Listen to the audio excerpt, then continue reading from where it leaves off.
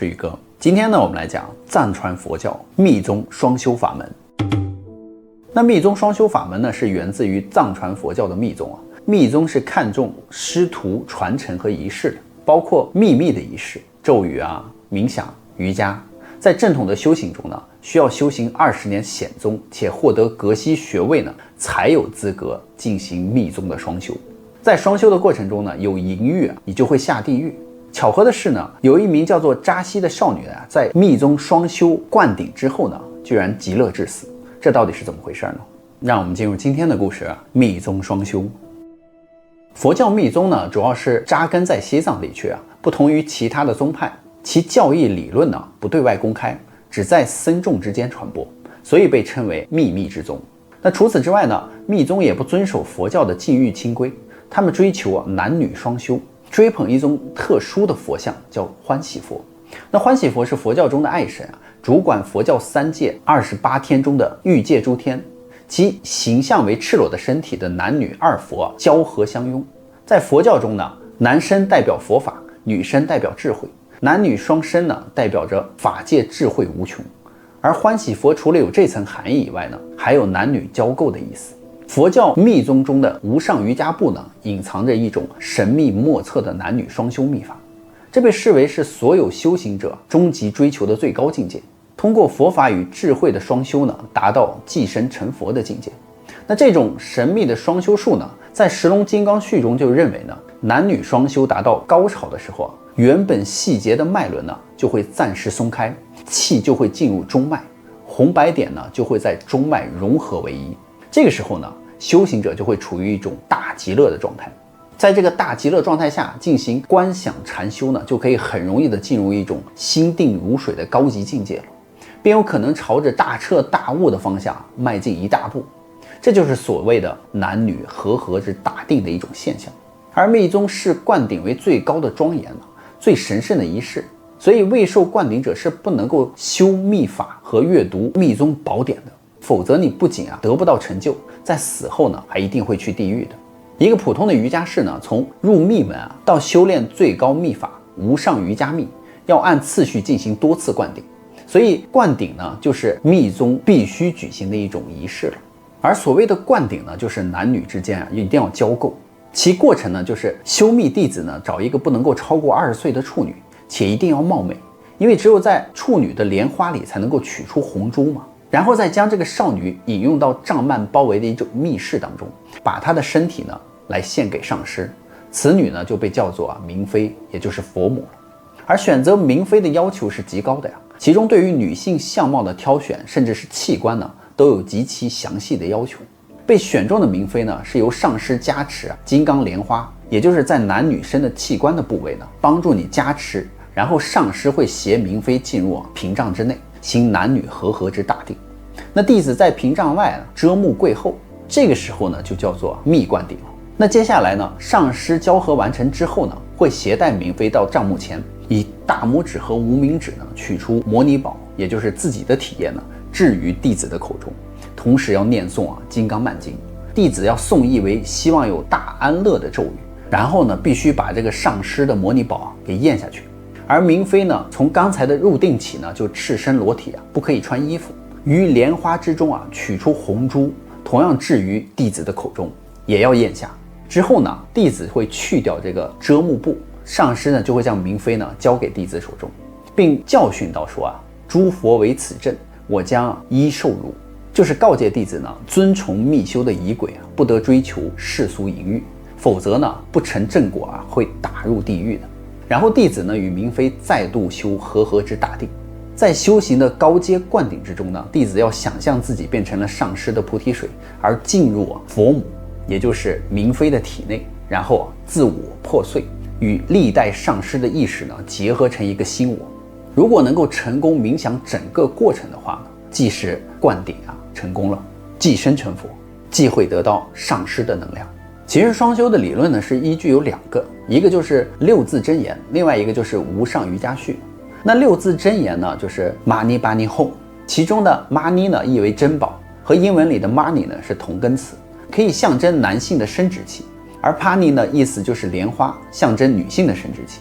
六字真言的意思呢，就是通过男女之事呢，达到精神涅槃的一个境界。同样呢，这种说法也被用来解释欢喜佛造像嘛。那欢喜佛中的男性金刚呢，代表慈悲，而女性佛母明妃呢，代表智慧。二者结合呢，象征着智慧与慈悲的结合。那说完了六字真言呢，我们再来说无上瑜伽序。不过说无上瑜伽序之前呢，必须科普一个概念，就是中阴了。中阴是指一个人死亡之后投胎之前的那种状态。那密宗就认为人在中阴状态的时候是脱离了六道轮回的，那个时候是不受六根六尘的影响的。说的通俗一点，就是佛教认为世界其实是虚拟的，你可以理解成我们都活在虚拟的一个电脑程序中，你对世界的认知呢，都是通过插在你身上的数据传输给你的。而佛教就认为呢，你对现实世界的认知都是通过六根，也就是眼耳口鼻身意沾染的六尘，也就是色身味嗅触想。一旦你想要离开虚拟的矩阵呢，就要吃红药丸，也就是中阴。用程序员的话来说呢，中阴呢就是密宗找到一个现实世界的 bug， 不仅可以利用这个 bug 论证现实世界的虚无本质，还可以利用这个 bug 呢获得涅槃，离开这个虚拟世界，参透真实的世界。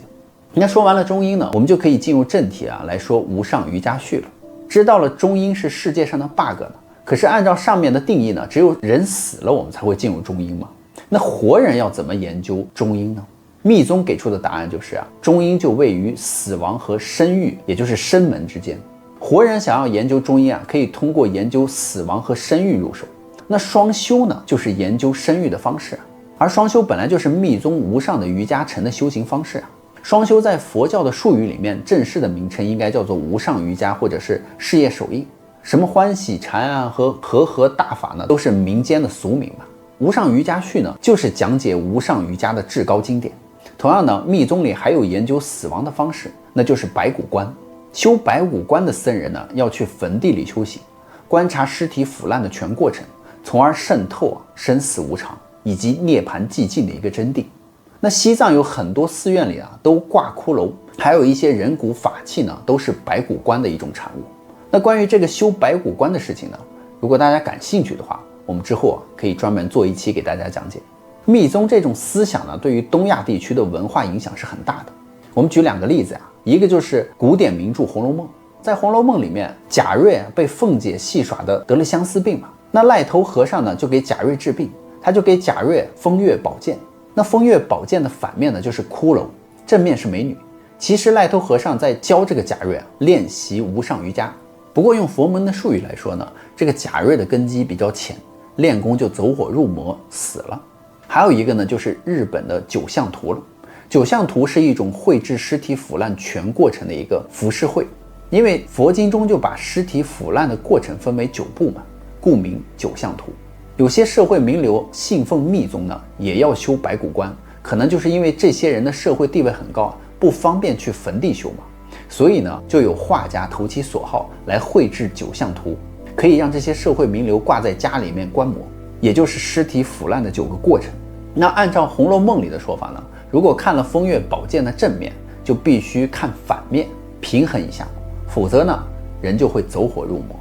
既然呢上面讲了双修，为了防止各位走火入魔呢，我们就给各位看一下九相图，大家可以保存到电脑或手机上。每当你看完一些爱情动作片之后呢，就可以拿出来九相图看一看，边看边思考吧。就像山上优雅那样的性感美女，终于也有一天会变成令人作呕的腐尸和令人恐惧的白骨吗？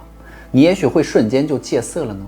用现代心理学的术语来说，这就叫做厌恶疗法。所谓的九相呢，就是指胀相，尸体开始胖胀；坏相呢，表皮坏死爆裂；血图相呢，就是脓血外流呢在地，肉体之不净呢开始尽现；脓烂相呢，就是虫脓流出，皮肉坏烂；青瘀相呢，就是肉体变色，融入了周围的环境；淡相呢，就是鸟兽真实尸肉；散相呢，就是尸体身形破散，散放一地；骨相呢，就是皮肉已尽，只见白骨；烧相呢，就是死尸归于尘土不着痕迹。最后补充一句呢，释迦牟尼本人是反对修白骨观的，因为曾经有僧人呢修白骨观而导致精神失常自亡的。那无独有偶呢，有一位忧思逐闷的作家呢叫古子文，他曾经深入了藏地长达4年之久啊，他实地就访问了不丹佛母朱巴基米亚，而佛母就给他讲述了密宗无上瑜伽部男女双修秘法的一些不为人知的实情。于是他就写了一本叫《深入藏地》的书。我们就把场景转换到他初见佛母的那一刻。基米亚佛母呢，他说他见到他是头顶莲花珠冠，身穿精美雅致的白丝袖长长裙配上了金黄色的小褂外套，金色的饰品环绕颈间闪烁着光芒。他的气场呢深郁而优雅，既彰显了活佛的神圣的形象呢，又不失女王般的尊贵气质。他宁静慈悲的脸庞呢，掺杂着一丝矜持和庄重。他就是一位智者，目光明亮但暗藏着千年文化的沉淀与深奥密宗的真谛。佛母就跟他说因为无上瑜伽部呢是属于金刚乘，所以参与修行的僧人呢，瑜伽士呢都自称为金刚。在他14岁那年呢，一个叫金刚猪八的修行者呢就路过他们家呢，一眼就看上了这个基米亚，他就想要基米亚呢做他的佛母。因为那个年代呢，不单是属于政教合一的体系，女孩子能用自己的身体呢来当明妃来佛供呢，是一件极其荣耀的事情。于是这个基米亚就欣然答应了下来。当时他并不知道这是一个如此可怕的决定。随后呢，金刚猪八呢就把基米亚呢带到了自己的导师鲁巴金刚位于不丹首都廷布的一间寺庙里面，并把基米亚献给了导师鲁巴金刚。当时鲁巴金刚呢已经60多岁了，他十分严肃地对这个基米亚进行了金刚莲花仪式，也就是明妃加持。那基米亚就这样呢成为了明妃。随后呢，鲁巴金刚就拉着基米亚呢走进了一间布满纱帘的房间，让他脱光衣服。鲁巴金刚就抱着这个基米亚坐入了怀中，进行了男女和合大定。那在这个和合大定之中呢，金刚呢是不能够动的，需要全身心的把思想集中在大乐上去体验，一切的动作和姿势都要由这个明妃来完成，直至大师完成大定而已。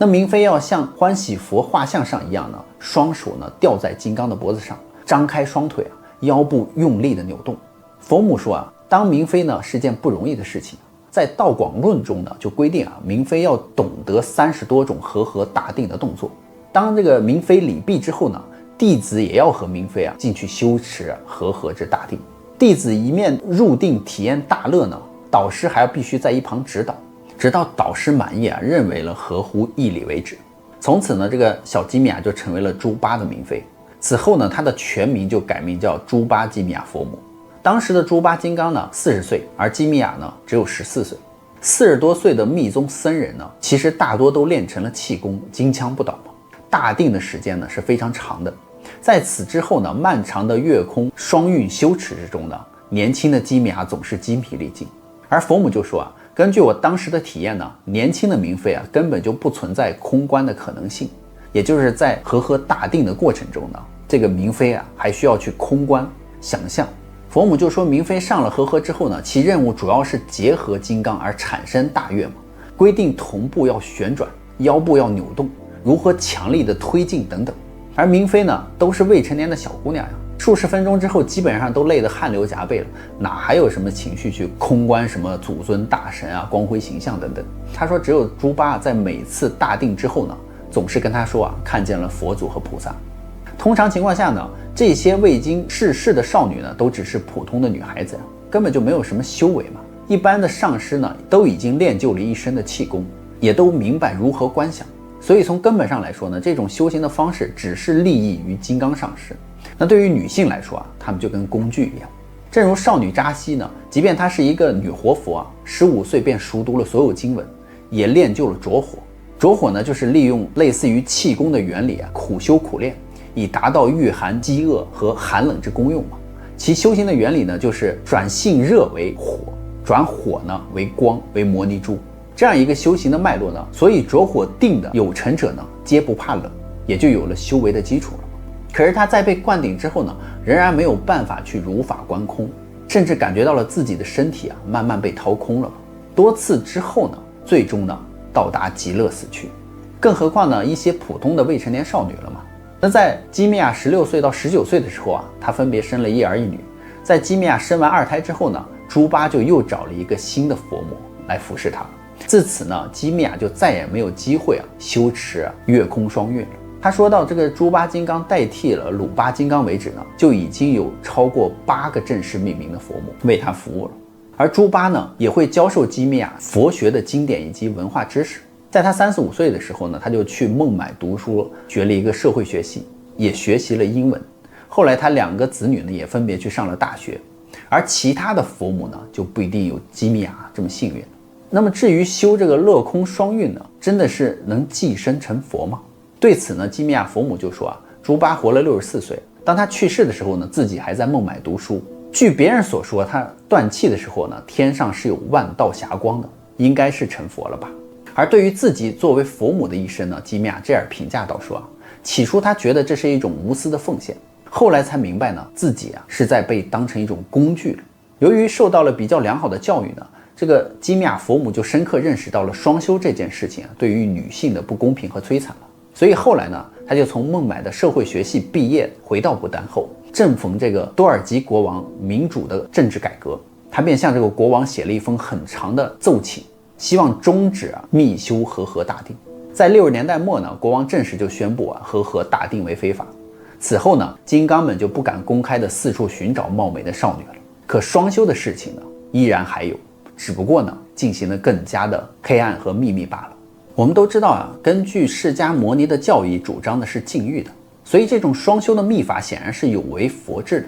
那么它到底又是如何产生出来的呢？密宗又分为事部、行部、瑜伽部和无上瑜伽部4个历史流派，前3个都史称老密嘛，而最后一个史称新密。所以莲花大师从乌藏那把新密带到了高原，吸收了当地的国教本教的内容之后，就成为了藏密的开端。新密的修持中心呢，叫月空双运，其标志呢就是双修。新密的无上瑜伽主张的就是月空双运，以证明呢寄生成佛之可能。所以呢，到底什么是月空双运的修行呢？对于双修的理念呢，密乘教义给出4个字，就是月空双运。那这4个字一眼看过去有点深奥，不妨看看修炼的过程的描述会帮助理解这4个字的。密宗无上瑜伽认为呢，沉睡于人体密轮之上的性冲动呢，依赖冥王冥妃两性交媾时所激发的能量来刺激唤醒。众所周知呢，性兴奋是会调动人体内部气息的，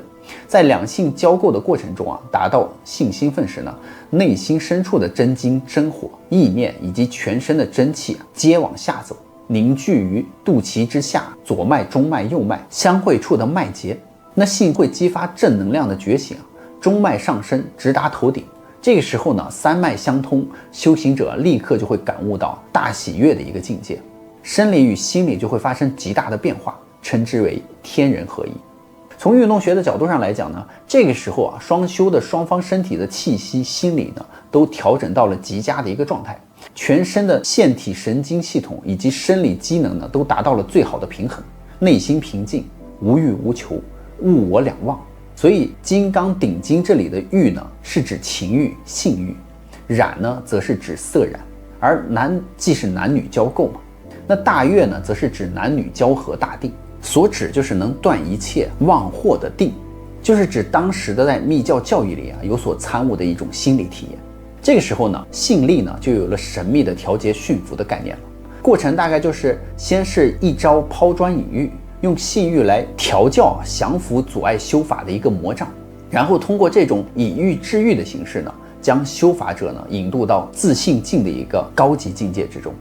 待大功告成呢，先以欲勾牵，后令入佛智。维摩经中讲的也是这个意思体验修炼之大悦，引渡到空性，而这种修炼谓之月空双运嘛。也许有人会想呢，男女双修是不是进入佛门就可以进行的呀？那你就想多了呀。这里面的过程还是很严谨的。密宗双修必须遵守严格的修行次第，只有在完成升起次第的修习，达到了圆满次第的相关要求之后，才有双修的资格。而双修呢，只是一个短暂的过程，不可以经常运用的。特别强调的就是，无论任何人以双修为名而进行一些仅仅是为了满足私欲之事，便会坠入金刚地狱，万劫不复。欧啦啦，故事呢，宇哥也就讲完了。别忘了订阅关注宇哥的账号，看后续更多内容哦。